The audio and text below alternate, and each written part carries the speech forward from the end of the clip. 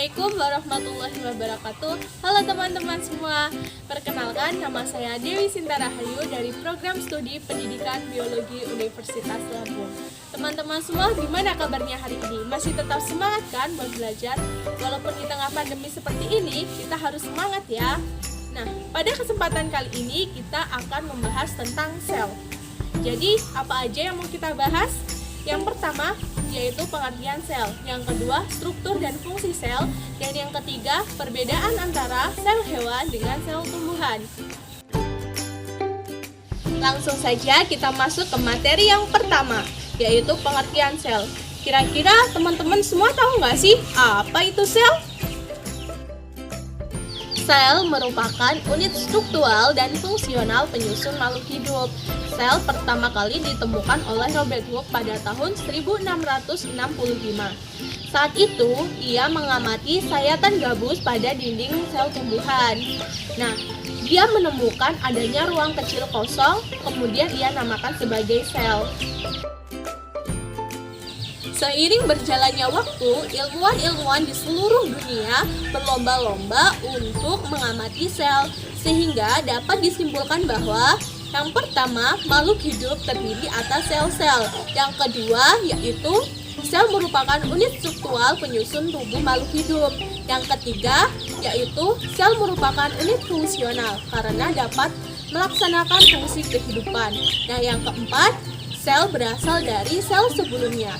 Yang kelima, yaitu sel merupakan unit hereditas karena dapat mewariskan sifat genetik dari generasi ke generasi selanjutnya. Langsung saja kita masuk ke materi yang kedua, yaitu struktur dan fungsi sel. Sel memiliki organel-organel yang berbeda bentuk, ukuran, fungsi, serta strukturnya. Langsung saja kita masuk ke organel yang pertama, yaitu membran sel. Membran sel merupakan lapisan tipis yang membatasi antara isi sel dengan lingkungan sekitarnya. Membran sel bersifat semi-permeable atau selektif permeable. Nah, membran sel ini terdiri dari lipid, karbohidrat, dan lemak. Membran sel berfungsi sebagai yang pertama, mengontrol keluar masuknya zat, yang kedua sebagai pelindung, dan yang ketiga sebagai reseptor atau penerima rangsangan dari luar sel. Kemudian organel yang kedua, yaitu nukleus.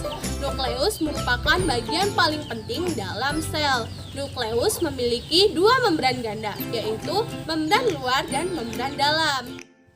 Kemudian di dalam nukleus terdapat nukleolus, nukleoplasma, dan materi genetik berupa benang-benang kromatin. Fungsi nukleus yaitu yang pertama, mengontrol sintesis protein dengan cara menyintesis mRNA dengan perintah DNA. Yang kedua, mengontrol metabolisme sel. Dan yang ketiga, sebagai tempat penyimpanan informasi berupa DNA. Yang keempat, yaitu sebagai tempat replikasi DNA. Organel sel yang ketiga yaitu sitoplasma. Sitoplasma merupakan cairan sel yang terletak di dalam sel, di luar inti sel, dan di organel sel. Sitoplasma berfungsi sebagai yang pertama tempat organel sel dan sitoskeleton, yang kedua sebagai tempat penyimpanan materi organik, dan yang ketiga yaitu sebagai tempat reaksi metabolisme. Organel sel yang keempat yaitu ribosom. Ribosom berbentuk butiran-butiran kecil. Nah, ribosom ini berfungsi sebagai sintesis protein.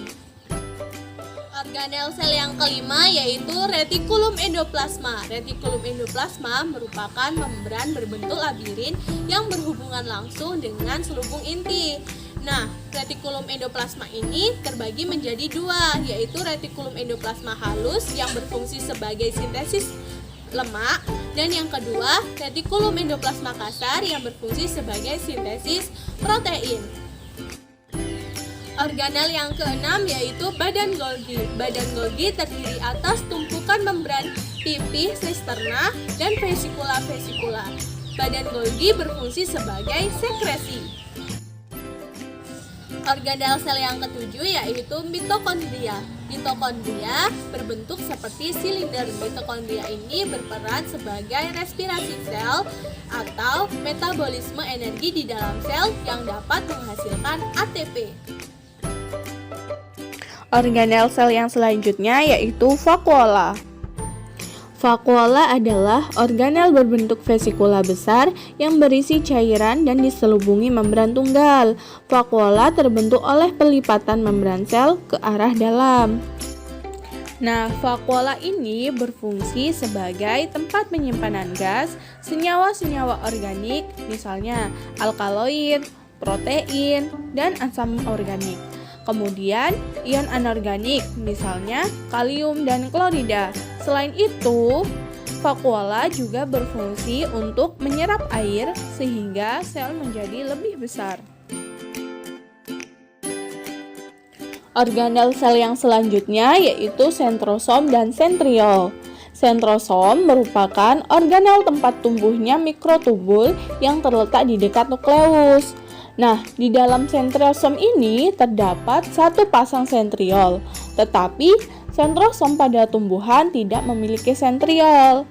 Sentriol dapat bereplikasi dan membentuk benang-benang spindle yang akan mengikat dan menarik kromatid ke arah kutub yang berlawanan pada anafase saat pembelahan sel secara meiosis maupun mitosis. Wah, udah gak kerasa nih kita masuk ke materi yang ketiga, yaitu perbedaan antara sel hewan dengan sel tumbuhan. Nah, perbedaan pertama terletak pada dinding sel. Pada sel tumbuhan memiliki dinding sel, sedangkan pada sel hewan tidak memiliki dinding sel.